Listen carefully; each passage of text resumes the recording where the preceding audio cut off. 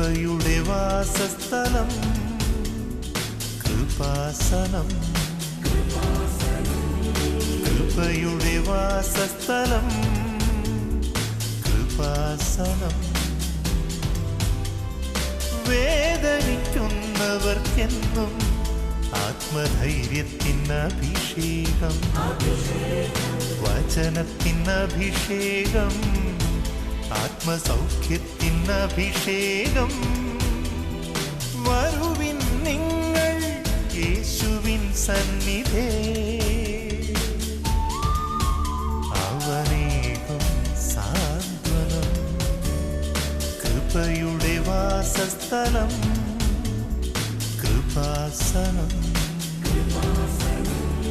കൃപയുടെ വാസസ്ഥലം കൃപാസനം.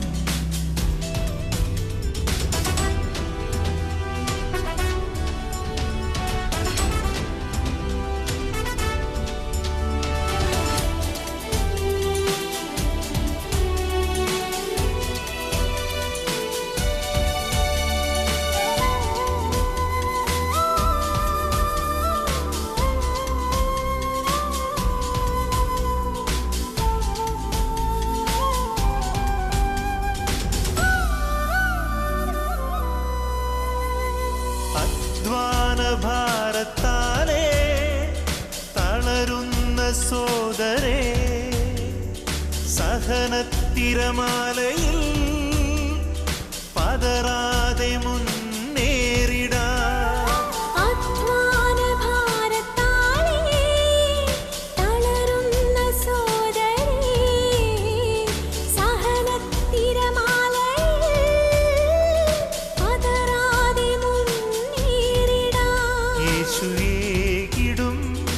അഭിഷേകം സാന്ത്വനാഭിഷേകം. യേശുവേകിടും അഭിഷേകം സാന്ത്വനാഭിഷേകം. സ്വർഗീയ രാജനീശോ നിൻ മുൻപിൽ വന്നിതാ കാരുണ്യ സാഗരമേ,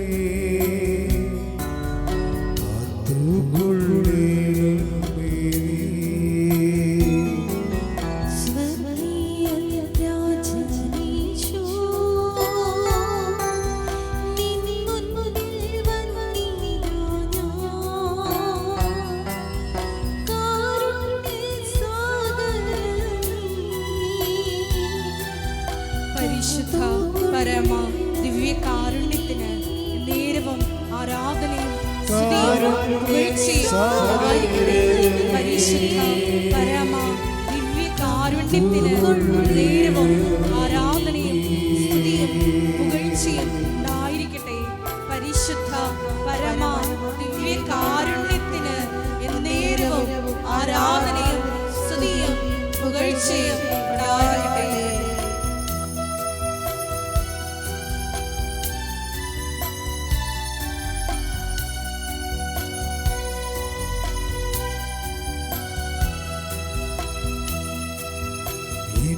ശക്തിയോടും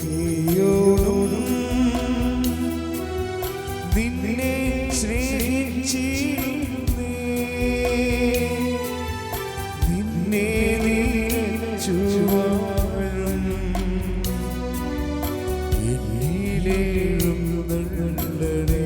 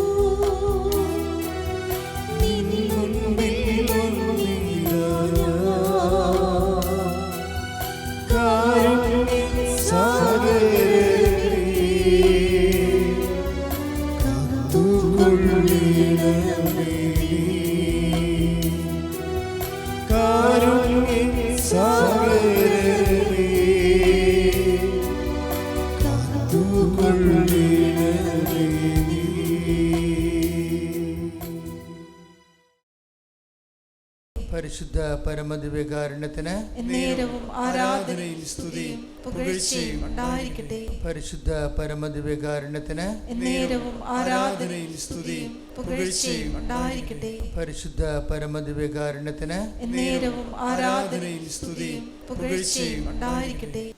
എൻ്റെ പ്രിയപ്പെട്ടവരെ, ഉടമ്പടി ജീവിതം ഓരോ ദിവസവും നമ്മുടെ മുന്നിൽ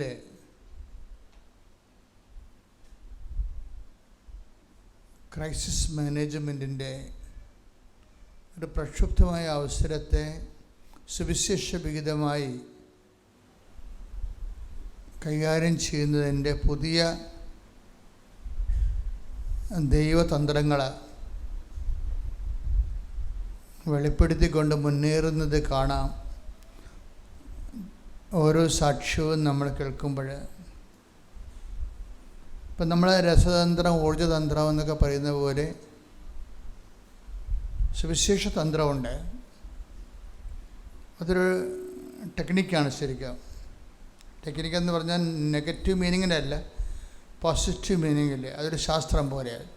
സുവിശേഷ ശാസ്ത്ര വിധിപ്രകാരം ഒരു വിഷയത്തെ എങ്ങനെയാണ് മാനേജ് ചെയ്യുന്നത്, അതിൽ കൂടുതൽ അനുഭവങ്ങൾ നമുക്ക് തരുന്നത് ഉടമ്പടി ജീവിതമാണ്. ഉടമ്പടിയിൽ ചില ആൾക്കാർ ചില ഇൻവെസ്റ്റേഴ്സ്, ഇപ്പം നമ്മൾ നിക്ഷേപകരെന്നല്ലേ പറയുന്നത്, ഉടമ്പടിയിലെ ചില നിക്ഷേപകർ, ഞാൻ പാർട്ടിസിപ്പൻസ് എന്ന് പറയത്തില്ല, പങ്കാളികളെന്ന് പറയുന്നതിനേക്കാൾ ഉപരി ഉടമ്പടി ഒരു പങ്കാളിത്ത ആധ്യാത്മിക ജീവിതമാണ്.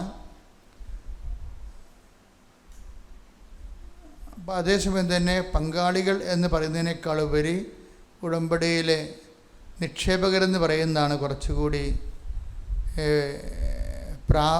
ആപ്റ്റായിട്ടുള്ള വാക്യം.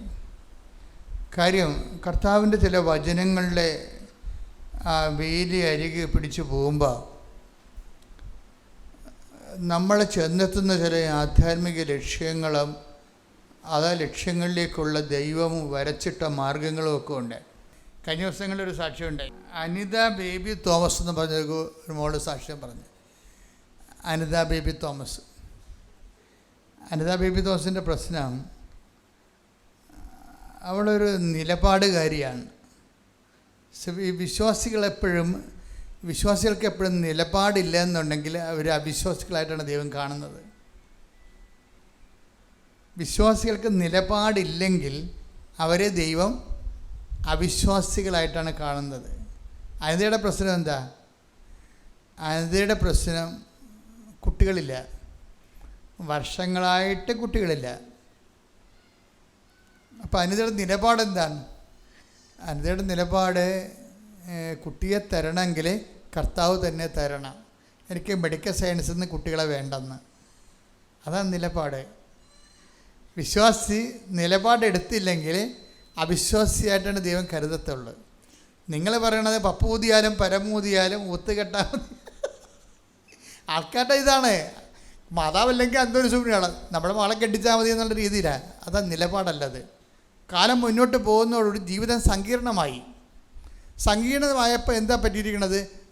ചില വിഷയങ്ങൾ ദൈവം വിഷയത്തെ രണ്ടായിട്ട് തിരിക്കും. എന്താണ്? മെരിറ്റിൽ നടക്കാവുന്ന കാര്യങ്ങളുണ്ട്, മെരിറ്റിൽ നടക്കാൻ പറ്റാത്ത കാര്യങ്ങളുണ്ട്. അതുകൊണ്ടാണ് നോട്ട് ബൈ മെരിറ്റ് എന്ന് പറഞ്ഞ് ഓപ്ഷൻ വെച്ചിരിക്കുന്നത്. നമ്മുടെ യോഗ്യത കൊണ്ട്, കഴിവ് കൊണ്ട്, നമ്മുടെ കപ്പാസിറ്റി കൊണ്ട് നടക്കാവുന്ന കാര്യങ്ങളുണ്ട്. നമുക്ക് എന്ത് കപ്പാസിറ്റി ഉണ്ടായാലും നടക്കാത്ത കാര്യങ്ങളുണ്ട്. ഇപ്പോൾ എന്ത് കപ്പാസിറ്റി നമുക്കുണ്ടായാലും നടക്കാത്ത കാര്യങ്ങളാണ് സ്പേസ് ഓഫ് ഗോഡ് വരണത്. അതിന് ഉടമ്പടി അല്ലാതെ വേറെ ഒരു ബന്ധമില്ല. ഉടമ്പടി ചെയ്യുന്നവരെല്ലാവരും മനസ്സിലാക്കണം, നിങ്ങൾ ഉടമ്പടി ഉഴപ്പുമ്പോൾ ഉടമ്പടി എടുക്കാതിരുന്ന കാലത്തേക്കാളും പാപത്തിലാണ് ജീവിക്കുന്നത്. കാര്യം എന്താണ്? ദൈവമായിട്ടൊരു കക്ഷിയുമായിട്ട് നമ്മൾ ഉടമ്പടി ചെയ്യണത്. എന്നിട്ട് നക്കാപ്പിച്ച അനുഗ്രഹത്തിന് കിട്ടിയില്ല, താമസിച്ച് പോയെന്നും പറഞ്ഞുകൊണ്ട് നിങ്ങളുടെ പഴയ മനസ്സിരിപ്പ് പോലെ ജീവിക്കുകയാണ്. അത് വന്നാൽ മിക്കവാറും നിങ്ങളുടെ അതിൻ്റെ റിപ്രക്കഷൻസ് വന്നാൽ കൊടുത്തു വിട്ടാൻ കയ്യിൽ ഒന്നും ഉണ്ടാകത്തില്ല. കാര്യം അത് എങ്ങനെ കൊടുത്തു വിടുമെന്ന് എനിക്ക് പോലും നിശ്ചയമില്ല. ഉടമ്പടി ഉഴപ്പാതിരിക്കാൻ പ്രത്യേകം ശ്രദ്ധിക്കണം. കാര്യം ഉടമ്പടി എന്ന് പറയുമ്പോൾ തന്നെ ജീവിച്ച് വളരാൻ വേണ്ടിയാണ് അതിൻ്റെ അകത്ത് മുഴുവനുമുള്ള ആ ഡിസൈനെല്ലാം അങ്ങനെയാണ്. എന്നിട്ട് നിങ്ങൾ ജീവിച്ച് തളരുമ്പോൾ നിങ്ങളൊരു വല്ലാത്ത തളർച്ചയിലേക്കാണ് പോണത്. ഉടമ്പടി ജീവിച്ച് വളരുകയാണ് ചെയ്യണത്. പക്ഷേ മൂന്നാമത്തെ ഉടമ്പടി പുതുക്കിയിട്ട് ആദ്യത്തെ ഉടമ്പടി ഉശിരി നിങ്ങൾക്കില്ല എന്നുണ്ടെങ്കിൽ നിങ്ങൾ എന്തോ അവതാളത്തിലാണെന്ന് ഞാൻ പറയത്തുള്ളൂ. കാര്യം അത് ആരുടെയും കുഴപ്പമില്ല, നിങ്ങളുടെ നേച്ചർ ആണ്, നിങ്ങളുടെ സ്വഭാവം ഇങ്ങനെയാണ്. പണ്ട് പോലെ ദൈവത്തിൽ നിന്ന് വല്ലതും കിട്ടിയാൽ മാത്രമേ ദൈവത്തിന് മുമ്പ് വാലാട്ടിക്കൊണ്ട് നിൽക്കത്തുള്ളൂ. അനിത ബേബി തോമസ് അല്ലേ, അനിത ബേബി തോമസിൻ്റെ പ്രശ്നം എന്താണ്? അവർക്ക് മെഡിക്കലിൽ നിന്ന് കുഞ്ഞിനെ വേണ്ട. 9 വർഷമായിട്ടാ, ഒന്ന് ചിന്തിക്കണേ. ഒരു മോളെ കല്യാണം കഴിച്ചിട്ട് 9 വർഷമായി, മക്കളില്ല. പക്ഷെ ഒരേ ഒരു നിലപാടാണ്. എന്താണ്? എനിക്ക് മെഡിക്കൽ സയൻസിൽ നിന്ന് മക്കളെ വേണ്ട. അങ്ങനെ വന്നാൽ അവൾ പറയണത് എൻ്റെ ഭർത്താവിനെ വിശ്വാസം വളർത്താൻ പറ്റത്തില്ലെന്ന്. എന്നാ സ്ത്രീകളായിപ്പോൾ ഉള്ളത്. അവർ പറയുന്നൊരു കാര്യമേ, മക്കളല്ല എനിക്ക് പ്രശ്നം. എന്താണ്? എനിക്ക് മക്കളെ വേണമെങ്കിൽ എൻ്റെ കർത്താവ് തന്നെ എനിക്ക് തരണം. അങ്ങനെ തന്നാലുള്ള ഗുണം എന്താ വെച്ച് കഴിഞ്ഞാൽ എൻ്റെ ഭർത്താവിനെ എനിക്ക് വിശ്വാസത്തിൽ വളർത്താൻ പറ്റും. അപ്പോൾ ഈ ഭർത്താവിൻ്റെ വിശ്വാസത്തിൻ്റെ കാവൽക്കാരിയായിട്ട് ഭാര്യ മാറുന്നൊരു കാഴ്ചയില്ലേ? കൈയടിക്കട്ടെ, ശ്രദ്ധിക്കട്ടെ.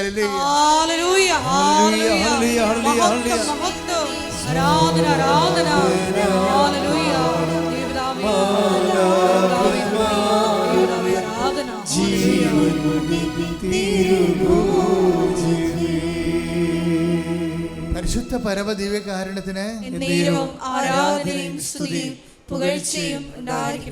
ഇനി ഈ വൈഫിൻ്റെ ഒരു വളർച്ച കണ്ടില്ലേ? എന്താണ്? ഭർത്താവിൻ്റെ വിശ്വാസത്തിൻ്റെ കാവൽക്കാരിയാകാൻ വേണ്ടി അവൾക്കൊരു കുഞ്ഞ് ലഭിക്കുന്ന പ്രധാനപ്പെട്ട ഒരു സ്ത്രീയുടെ ഒരു ഭാര്യ അല്ലെങ്കിൽ ഒരു ജീവിത പങ്കാളിയുടെ ജീവിതത്തിൽ ഏറ്റവും വലിയൊരു സ്വപ്നമാണ് കുഞ്ഞെന്ന് പറയണത്. അത് ആ പുരുഷന്മാരെക്കാൾ അത്യാവശ്യമുള്ള സ്ത്രീകൾക്കാണ്. അപ്പോൾ അങ്ങനെ വരുമ്പോൾ ആ ഒരു ഏറ്റവും വലിയ ഒരു ആവശ്യം പോലും ഭർത്താവിൻ്റെ വിശ്വാസത്തിൻ്റെ വേണ്ടി അവൾ ദൈവത്തിലും തന്നെ കിട്ടണമെന്ന് ശാഠ്യം പിടിക്കുകയാണ്. അവൾക്ക് വേണമെങ്കിൽ IVF-ലേക്ക് പോകാം. ഡോക്ടർമാർ പലരും അവളോട് പറയുന്നുണ്ട്, എന്താണ് തള്ളേ, നിങ്ങളുടെ വയസ്സ് കൂടിക്കൊണ്ടിരിക്കുകയാണ്, നിങ്ങളിങ്ങനെ വയസ്സായിട്ടാണ് കൊച്ചിനെ ജനിപ്പിക്കാൻ പോകണമെങ്കിൽ അതിന് 10-20 വയസ്സാകുമ്പോൾ നിങ്ങൾക്ക് 10-70 വയസ്സാകും. വിട്ടിത്തരൊന്നും കാണിക്കേണ്ട, IVF ചെയ്യാൻ ഡോക്ടർ നിർബന്ധിക്കുന്നുണ്ട്. അപ്പോൾ പക്ഷേ ഇവൾക്കത് ഇഷ്ടമല്ലാത്ത കാരണം ഭർത്താവ് ഇവളോട് യോജിക്കുകയാണ്. ഭർത്താവിന് ഇഷ്ടമുണ്ട് IVF പോകാൻ, കുഞ്ഞിനെ കിട്ടിയാൽ മതി എന്നാണ് അയാളും പറയണത്. പക്ഷേ അത് ഇവളോട് പറയാനുള്ള ധൈര്യം പുള്ളിക്കില്ല. എന്താ കാര്യം? ഇവൾക്ക് അടുത്ത വിശ്വാസിയാണ്. ഇവൾക്ക് അടുത്ത വിശ്വാസിയായതുകൊണ്ട് നമുക്ക് IVF-ന് പോകാമെന്ന് പറയാൻ പറ്റണില്ല. പക്ഷെ അങ്ങനെ ഇരിക്കുന്ന സമയത്ത് ഇവളുടെ അമ്മ ഉണ്ട്. അവിടെ അമ്മ പറയും, മകളെ നിനക്ക് കുഞ്ഞിനെ കിട്ടുമെന്ന് മാതാവ് എന്നോട് പറഞ്ഞെന്ന് പറയും. അത് പറയണ കാര്യം എന്താണെന്ന് വെച്ച് കഴിഞ്ഞാൽ ഉടമ്പടി 3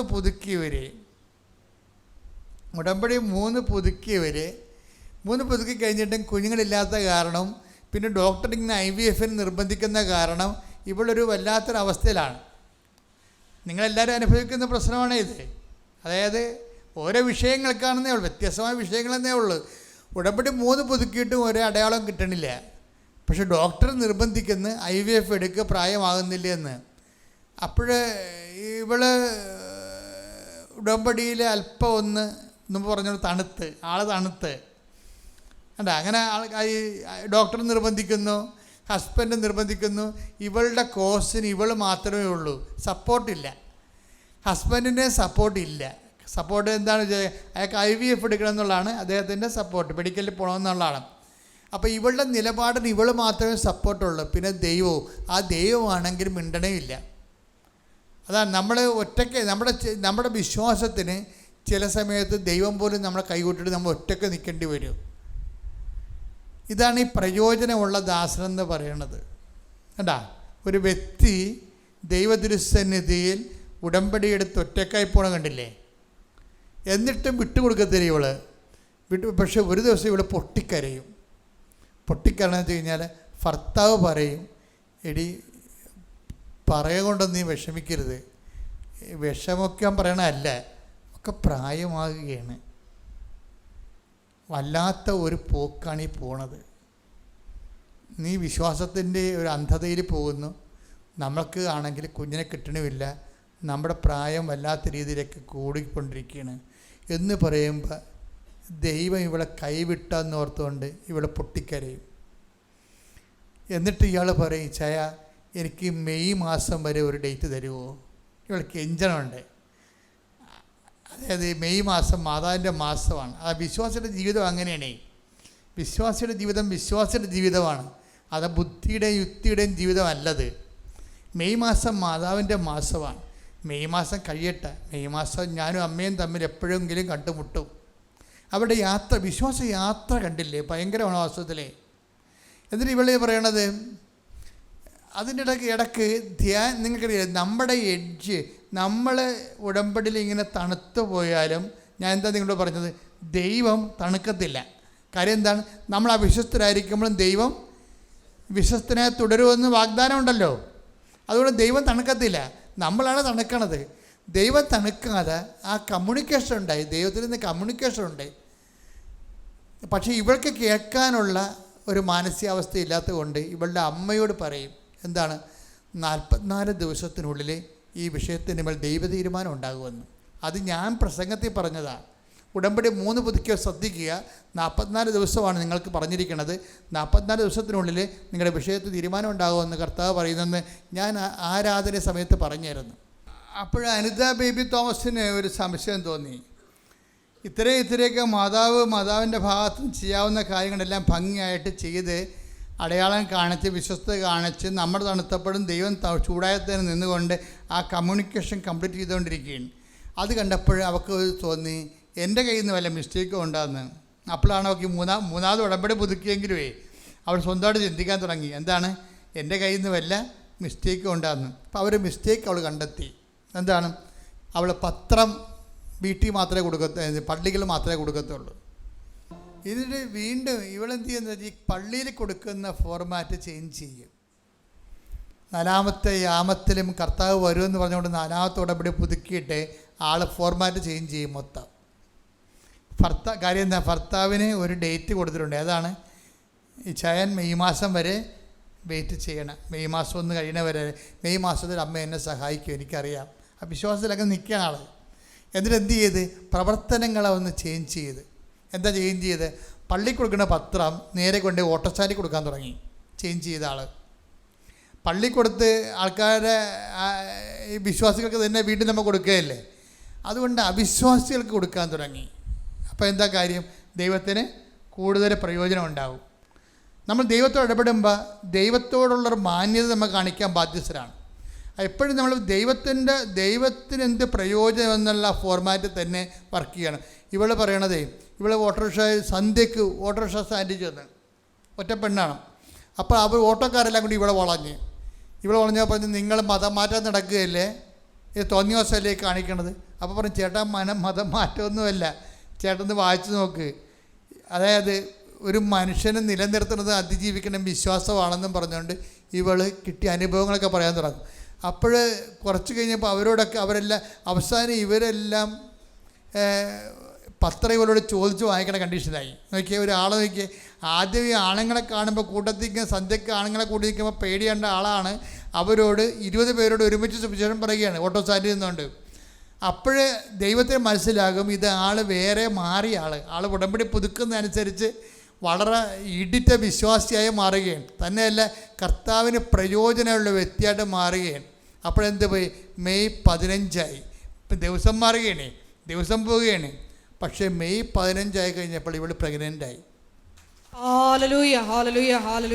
അപ്പോൾ നോക്കിയേ, എനിക്ക് ഇച്ചായനോട് പറയണത്, അതായത് ഭർത്താവിൻ്റെ വിശ്വാസം സംരക്ഷിക്കാൻ വേണ്ടി അവൾ ഒരു ഡേറ്റ് ഇടുകയാണ്, ദൈവമായിട്ടൊരു സമയം കുറിക്കുകയാണ്. മാതാവിൻ്റെ മാസമാണ്, മാതാവ് എനിക്ക് തീർച്ചയായിട്ടും കുഞ്ഞിനെ തരും, മെഡിക്കൽ സയൻസ് അല്ലാതെ തന്നെ എനിക്ക് കുഞ്ഞിനെ കിട്ടും, എൻ്റെ ഭർത്താവിൻ്റെ വിശ്വാസം ഞാൻ ഇതിലൂടെ നിലനിർത്തും. എന്തെല്ലാം മെൻറ്റേഷൻസാണ് എടുക്കണമെന്ന് നോക്കിയേ. അതായത് ഉടമ്പടി ഇക്കാലങ്ങളിൽ ഞെട്ടിപ്പിക്കുന്ന വലിയ സുവിശേഷ സാക്ഷികളെ സൃഷ്ടിച്ചുകൊണ്ട് ഒരു ജൈത്രയാത്ര നടത്തുന്ന നമുക്ക് കാണാം. ശ്രുതികട്ടെ ഹല്ലേലൂയ. Hallelujah hallelujah hallelujah. മഹത്വം മഹത്വം ആരാധന ആരാധന ഹല്ലേലൂയ ഹല്ലേലൂയ. യേശുവേ നന്ദി യേശുവേ ആരാധന ഹല്ലേലൂയ. ഞാൻ നിന്നെ കൈവിടുമോ ഒരു നാളും മറക്കുമോ? ഞാൻ നിന്നെ കൈവിടുമോ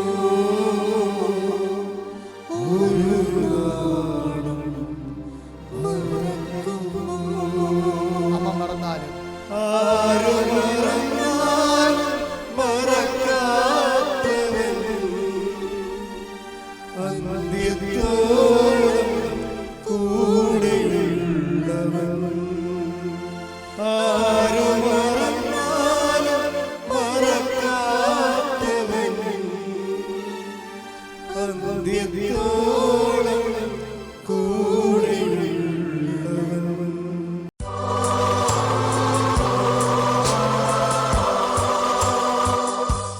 രോഗസൗഖ്യ പ്രാർത്ഥന. ജോലി, വീട്, വിവാഹം, ജീവിത ദുരിതങ്ങൾ, ജീവിത തടസ്സങ്ങൾ, അങ്ങനെ തടസ്സങ്ങളെ ബന്ധിക്കുന്ന പ്രാർത്ഥനയെ കുറിച്ച്. എൻ്റെ മക്കളുടെ ജോലി ഇല്ലാത്തവർ, വീടില്ലാത്തവർ, പല പ്രാവശ്യം ഉടമ്പടി പുതുക്കിയെങ്കിലും ആ അവർ വിചാരിക്കുന്ന വിഷയത്തിൻ്റെ മേൽ ദൈവിക തീരുമാനം എത്തിപ്പെടാത്തവർ ഒക്കെ അവർക്കെല്ലാം വേണ്ടി പ്രാർത്ഥിക്കേണ്ട ഒരു സമയമാണ്. എൻ്റെ മക്കളെ അച്ഛൻ പ്രാർത്ഥിക്കുമ്പോൾ ശ്രദ്ധിച്ചുകൊണ്ടിരിക്കട്ടെ. ശ്രദ്ധിക്കട്ടെ. Hallelujah hallelujah hallelujah hallelujah hallelujah. യേശുവേ ആരാധന മഹത്വം കർത്താവേ, മഹത്വം. നിന്റെ ഉന്നതമായ നാമത്തിന് സ്തോത്രം ചെയ്യുന്നു. കർത്താവേ, നിന്റെ വിശുദ്ധ പൗരോഹിത്യത്തെ മഹത്വപ്പെടുത്തണമേ. കർത്താവേ, സഭയിലുള്ള സാന്നിധ്യം ദൃഢമാക്കണമേ.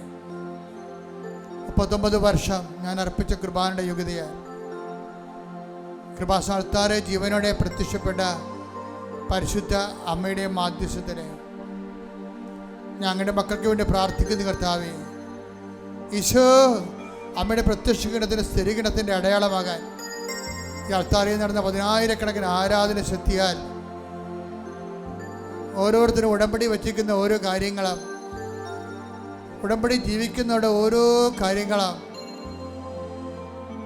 ഉടമ്പടി പുതുക്കിയിട്ടില്ലെങ്കിലും ഉടമ്പടി തന്നെയാണ് അവർ ജീവിക്കുന്നതെന്ന് ഉറപ്പുള്ളവരുടെ കാര്യങ്ങൾ കർത്താവ് ഞങ്ങളുടെ തിരുസന്നിധിയിൽ സമർപ്പിച്ചുകൊണ്ട് പ്രാർത്ഥിക്കുന്ന കർത്താവേ, ഈശോ സ്പർശിക്കുന്ന കർത്താവേ, മക്കളില്ലാത്തവർ, വിവാഹം ഒത്തുവരാത്തവർ, കടകമ്പോൾ നടത്തി പരാജയപ്പെട്ടവർ, ജീവിക്കാൻ മാർഗമില്ലാത്തവർ, ഒരു തൊഴിലിന് വേണ്ടി പരിശ്രമിക്കുന്നവർ, വിസ പുതുക്കാൻ വേണ്ടി വേദനിക്കുന്നവർ, ജോലിക്ക് വേണ്ടിയും വിദ്യാഭ്യാസത്തിന് വേണ്ടിയും കരഞ്ഞ് പരിശ്രമിക്കുന്നവർ, വസ്തു വിൽക്കാനോ വാങ്ങിക്കാനോ വീട് വാങ്ങി വയ്ക്കാനോ വീട് ലഭിക്കാനോ വേണ്ടി പരിശ്രമിച്ച് പ്രാർത്ഥിക്കുന്നവർ, ദൈവത്തിൻ്റെ കരുണ കർത്താവേ, അങ്ങയുടെ കൃപ, അങ്ങയുടെ കരുണ കൊണ്ട് കർത്താവ്, ഞങ്ങളുടെ കഴിവ് കൊണ്ടല്ല, അങ്ങയുടെ കൃപ കൊണ്ട് കർത്താവ്, അങ്ങയുടെ മക്കളുടെ മേൽ കർത്താവ് ഈ കൃപാസനം നടന്നിട്ടുള്ള മുഴുവൻ ആരാധനയുടെ ശക്തിയാൽ ദൈവത്തിൻ്റെ കൃപ നിങ്ങളിലേക്ക് ആവശ്യിക്കട്ടെ.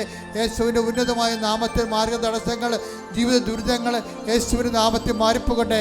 ശ്രുതികട്ടെ. Hallelujah hallelujah hallelujah hallelujah.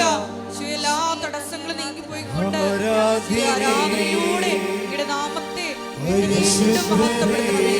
Hallelujah മഹത്വം ഹല്ലേലൂയ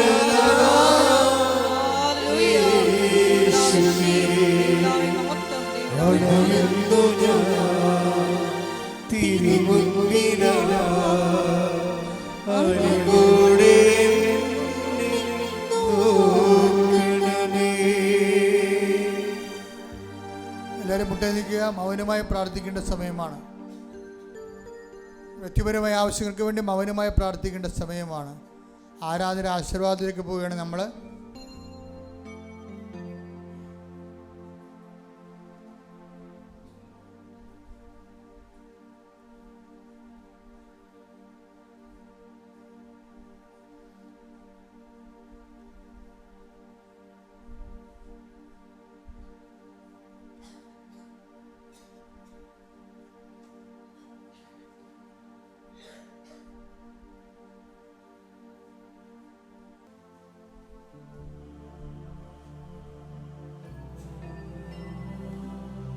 പ്രത്യക്ഷീകരണത്തിൻ്റെ സാക്ഷികളാക്കി ഞങ്ങളെ ഓരോരുത്തരെയും ഈ അൾത്താരയിൽ ഉയർത്തണമേ എന്ന് പ്രാർത്ഥിച്ചുകൊണ്ട് ശിരസ് നമിച്ച് നമുക്ക് ദിവ്യകാരുണ്യനാഥൻ്റെ ആശീർവാദം സ്വീകരിക്കാം.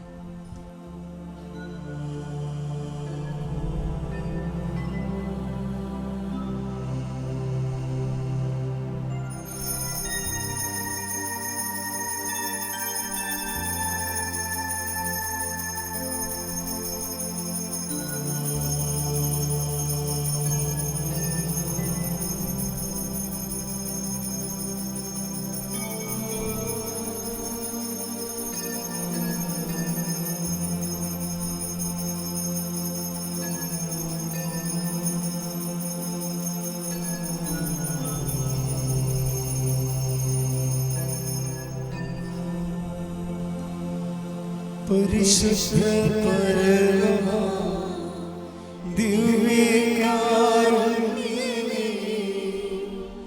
ഇന്നും എന്നും അങ്ങേക്കാരാധന.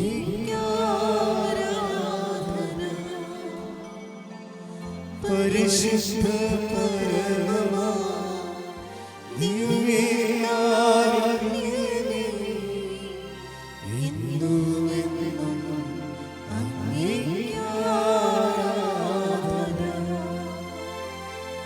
പരിശുദ്ധ പരമാ ദിവ്യകാരുണ്യമേ,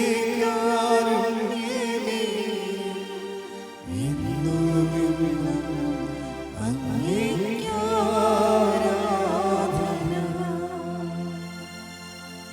ആവേ ആവേ ആവേ മരിയ, ആവേ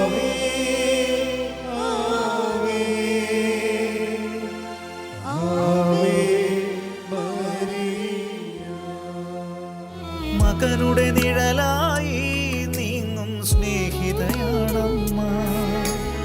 എന്നുടെ മിഴി നനയും നേരം മുഴുവൻ മിഴിയമ്മ. കുരിശിൻ ചാരെ വരും എന്നുടെ വീട്ടിൽ വരുമമ്മ. സങ്കട